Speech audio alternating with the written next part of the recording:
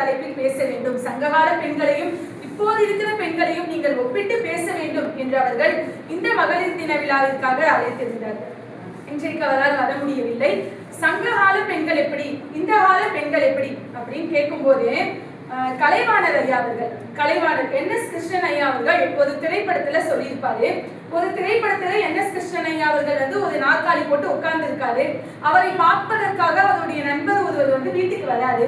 வீட்டுக்கு வரக்கூடிய நண்பர் உட்கார்ந்து 2 பேரும் பேசிக்கிட்டு இருக்காங்க. பேசிக்கிட்டு இருக்கும்போது ஒரு அம்மா இப்படி நடந்து போகுது. யாரவங்க? நம்ம சம்சாரங்களா? நம்ம சம்சாரம் இல்லப்பா, ஏன் சம்சாரம். அவங்க என்ன பண்றாங்க அப்படின்னு. அவளுக்கு என்ன, அவ காட்டுக்கு போவா, களை எடுப்பா, காரியம் பாப்பா, கஞ்சி குடிப்பா அப்படிங்கிற. கொஞ்ச நேரம் கழிச்சு அந்த வழியா ஒரு வாலிப பெண் நடந்து போறா. இது யாருங்க? உங்க பொண்ணுங்களா? நம்ம பொண்ணுப்பா. நம்ம பொண்ணு என்னங்க பண்ணுது? அவளுக்கு என்ன, அவ காது ஓட்டுவா, கண்ணாடி பாப்பா, காலேஜுக்கு போவா, காப்பி குடிப்பா அப்படிங்கிற.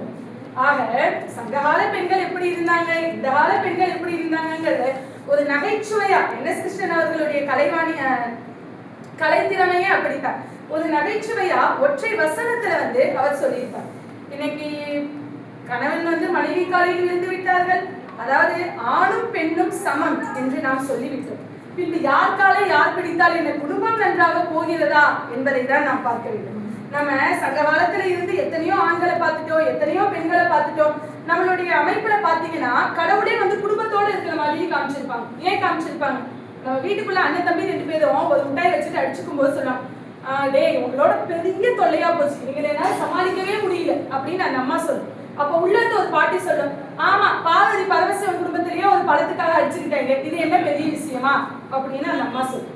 ஆக நம்மளுடைய தெய்வத்திலேயே ஒரு குடும்ப அமைப்பு அப்படிங்கிறது இருக்கு. நம்ம ஒரு தெய்வத்தை யோசிச்சு பாருங்க. எப்பவுமே கணவர் படுத்துட்டே இருப்பாரு, அந்த கணவர் காலை பிடிச்சுக்கிட்டே ஒரு அம்மா உட்கார்ந்து இருப்பாங்க. யார் இந்த தெய்வம்? பெருமாள். பார்க்கடல்ல பள்ளி கொண்டு இருக்கக்கூடிய பெருமாள். அவங்களுடைய மனைவி லட்சுமின்னு வச்சுக்கலாம், திருமகள்னு வைத்துக் கொள்ளலாம். அவங்க எப்பவுமே அவங்களுடைய காலை பிடித்து அழுத்திக் கொண்டே இருப்பாங்க. இதே போல மனைவியினுடைய காலிலே ஒரு கணவன் விழுந்திருக்கிறார், ஒரு இறைவன்.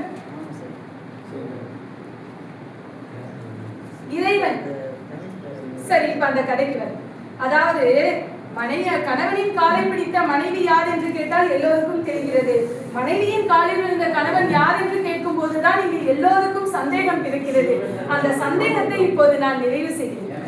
அதாவது சொல்லுங்க சிவபெருமான் பாத்தீங்களா, நடுவரையாதான் எப்பவுமே பாயிண்ட பிடிக்கிறார்.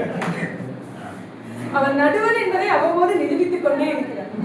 அதாவது ஒரு மிகப்பெரிய அசுரன் இருந்தானா, அந்த அசுரனுடைய செயல்களை பொறுக்க முடியல. தேவர்கள்லாம் தேவி கிட்ட, அதாவது நம்மளுடைய பார்வதி தாய் கிட்ட வணங்குறாங்க. அவர்கிட்ட கேட்கிறாங்க.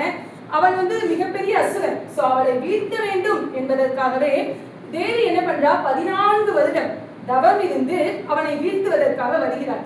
வந்தவ துர்கா தேவியா அவதாரம் எடுத்த ஆவேசத்தோட வரா. வந்த வேகத்துல தன்னுடைய வாளை எடுத்து வீசினா பாருங்க, அந்த அசுரனுடைய தலை துண்டா போயிடுச்சு. தலை துண்டா போன உடனே அவனுடைய உடம்பில் இருந்து ரத்தம் பெருக்கெடுத்து கீழே சிதறுகிறது. அவன் ஒரு வரம் வாங்கியிருக்கான், என்னை யாராவது கொலை பண்ணாங்கன்னா என் உடம்புல இருந்து வரக்கூடிய ஒவ்வொரு துளி ரத்தத்துக்கும் ஒவ்வொரு துளி அசுரனாக நானே உருவெடுக்க வேண்டும் என்று அவன் வரம் வாங்கியிருக்கான். இப்ப 100கணக்கான அசுரர்கள் உருவாகி விட்டார்கள். ஒருத்தனை நீ கொண்டுட்ட, இப்ப நான் 100 பேரா நிக்கிறேன், என்ன நீ என்ன பண்ண முடியும் அப்படின்னு அந்த அசுரன் துர்க்கையை பார்த்து கேலியாக சிரிக்கிறான். துர்க்கைக்கு ஆவேசம் பொங்கிடுச்சு. துர்க்கை இப்ப காளியா மாறிட்டா. காளியா உருவெடுத்தவ ஒவ்வொரு அசுரனையா வதம் பண்ணி அவனுடைய மண்டை ஓடுகளை எடுத்து மாலையாக போட்டுக்கொண்டு ஒரு துளி ரத்தத்தை கூட கீழே சிந்த விடாமல் அவள் குடித்து விடுகிறாள். அப்படி கூட அவளுடைய ஆணவம், அவளுடைய ஆக்ரோஷம் தனியவே இல்லை. தொடர்ந்து அவ ருத்ர தாண்டவம் ஆடிக்கிட்டு இருக்கா. இதை பார்த்த தேவர்கள்லாம், அம்மா அமைதியாது, இந்த தாண்டவம் ஆகாது, உலகமே அழிச்சு போயிடும் அப்படின்னு அவகிட்ட நின்று கெஞ்சுதான். அவ அம்மா அமைதியாகிற மாதிரி தெரியும். அப்ப ஒரு கணவர் கிட்ட சொல்றாங்க, எப்படியாவது உங்களுடைய மனைவியை சமாதானப்படுத்துங்க, பாருங்க எந்த அளவு அவங்க ஆடிட்டு இருக்காங்க அப்படின்னு சொல்றாங்க. கணவர் பார்த்தாரு, நம்ம என்ன சொன்னாலும் மனைவியை சமாதானப்படுத்த முடியாது அப்படின்னு அப்படியே கீழே விழுந்துட்டாரு. இந்த அம்மா ஆடிட்டே வந்தவங்க தன்னுடைய கணவனை தெரியாமலேயே அவங்க மிதிச்சிடுறாங்க. கணவன் மீது காலை வைத்த உடனே ஒரு நிமிடம் காலியாக இருக்கக்கூடிய அந்த பெண்ணும் திகைத்து போகிறாள். ஒரு நிமிஷம் தன்னை நிறுத்தி தான் உள்ள இருக்கக்கூடிய ஆத்திரத்தை எல்லாம் பெருமூச்சாக வெளியே விட்டு நாக்கை வெளியே தள்ளி தன்னைத்தானே ஆசுவாசப்படுத்திக் கொள்கிறார். இதுதான் நீங்க உலகெங்கும் உள்ள எத்தனை கோயில்களுக்கு போய் பார்த்தாலும் கூட கருணையே வடிவான காலியின் கீழே இருப்பவர் அவருடைய கணவர் சிவபெருமான் தான். எல்லா இடங்களையும் பெண்ணையும் ஆணையும் நம்ம ஒரு சமமான போக்கில் வைத்திருந்தோம்னா அந்த சமூகம் ஒரு ஆரோக்கியமான சமூகமா தான் இருக்க முடியும். இப்போ புதுசா திருமணமான ஒரு கணவன் மனைவி இருக்காங்க. நான் இந்த ஒரு நிகழ்வோட இதை முடிச்சுக்கலாம் அப்படி இருக்கேன்.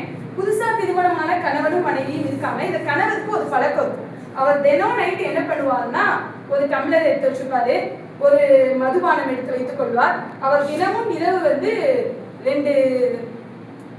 ரெண்டு டைம் அதை சாப்பிட்டு தான் அந்த மதுபானத்தை குடித்து விட்டு தான் அவர் உறங்குவார். இது அவருடைய அன்றாட பழக்கமாக இருக்கிறது.